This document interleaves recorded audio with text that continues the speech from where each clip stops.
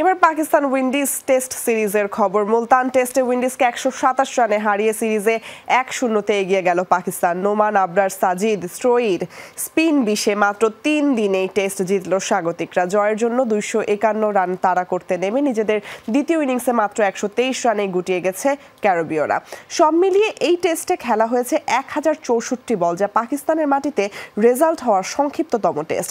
মুলতানে শাকিল ও রিজওয়ানের জোড়া 50-তে নিজেদের প্রথম ইনিংসে 230 রানে অল আউট হয় পাকিস্তান।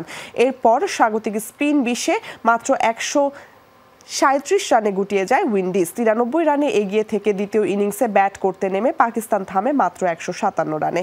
স্পিনার ওয়ারিকেন নেন 7 উইকেট। জয়ের জন্য 251 রানের লক্ষ্যে ব্যাট করতে নেমে নিজেদের দ্বিতীয় ইনিংসে মাত্র 123 রানে গুটিয়ে যায় উইন্ডিজ। 2 ইনিংস মিলিয়ে 9 উইকেট শিকার করে ম্যাচ সেরা হয়েছেন সাজিদ খান।